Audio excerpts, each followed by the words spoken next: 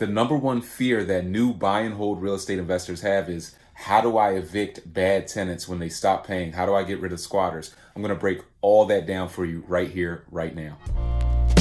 Sometimes in winter, I gaze into the streets and walk through snow and city sleep behind you. Sometimes in winter. These are the core stages of an eviction. And once you master this system, once you have these different steps in place, you essentially become bulletproof. You can get rid of any non-paying tenant, any squatter. Step one, you have to have your paperwork in order, right? So paperwork goes far beyond just your lease agreement. A lot of people, when they think paperwork, they think, well, I have a lease, I put whatever I put in the lease, and that's good enough. You collect your money, you hand over the keys, and you're pretty much done. But it couldn't be further from the truth. Whenever you're renting out a property as a landlord, you have to get licensed to do that with whatever municipality you're investing in. So what are these different licenses? Well, there's rental licenses, there are lead inspection licenses, there's rental suitability, there could be certificate of occupancy. What you want to do is do your behind the scenes research, go Google it, go check with the city, go check with the municipality,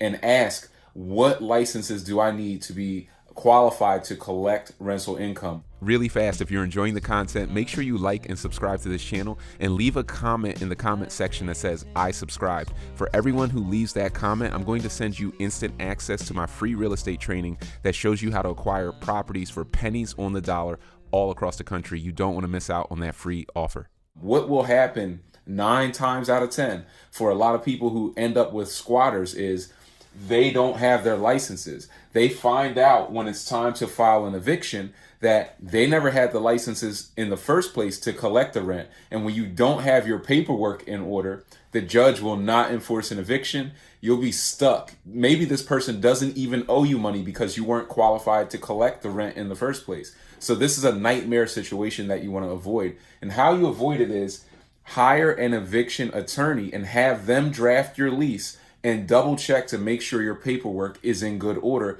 before you hand over the keys to the tenant. And we're going to talk about why it's so important to have everything in good order before you hand over those keys. So you have your lease agreement together, and your lease agreement should outline what's going to happen with this property, when the rent is due, when it's late, and then what happens next, right? So our rent is always due on the first of the month. That's how we want to keep it, and we want to keep it streamlined. We don't want people's rent due on the first here, the third there, the 10th over here. We want to keep it at one date so that we can run a system, an eviction system that will cover all of our bases. And the best systems are simple, right? So we want to keep it simple and just have one date. Everything's due on the first. Now, if you don't get your rent by the first, we're going to give a 5-day grace period. We're going to give tenants 5 days of grace to come up with the rent. That's the time where they can have their excuses. The paycheck didn't get cashed, whatever the scenario is. There are 5 days. So if I don't have my money by the 6th day of the month, end of day, so 11:59 p.m., that rent is now late.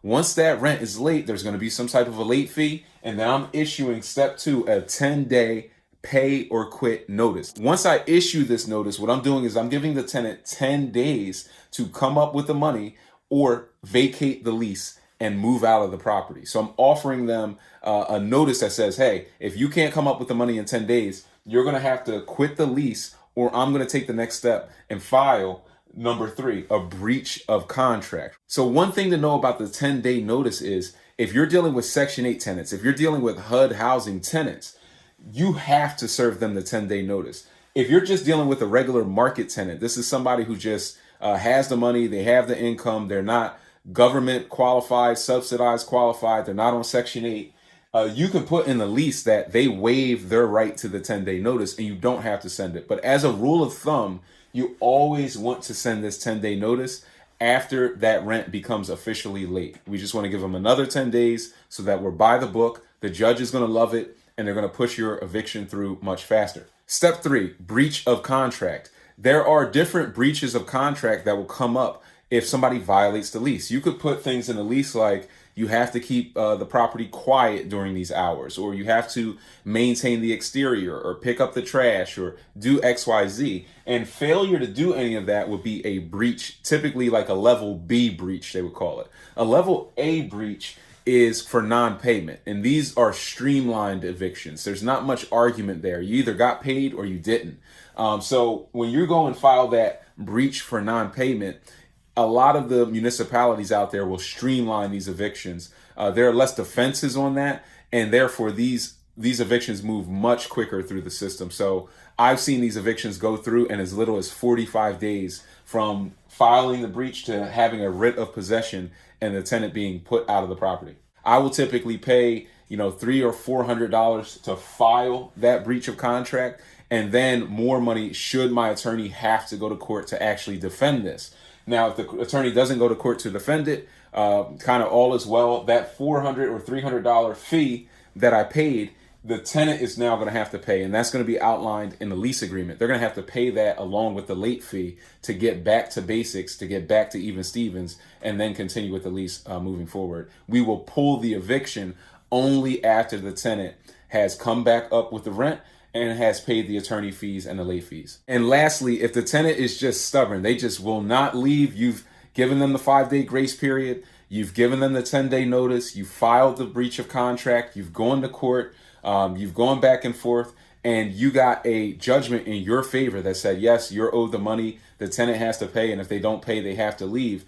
What's going to happen is you're going to have the right to a writ of possession. And this is that possession we were talking about. A lot of people don't understand what possession is in real estate. And here's what it means. It's not based on who owns the deed to the property.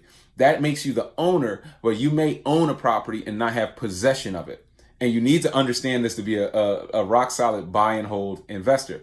Possession means before I hand over the keys and that tenant signs the lease and they get the keys, they put down their first, last, and security.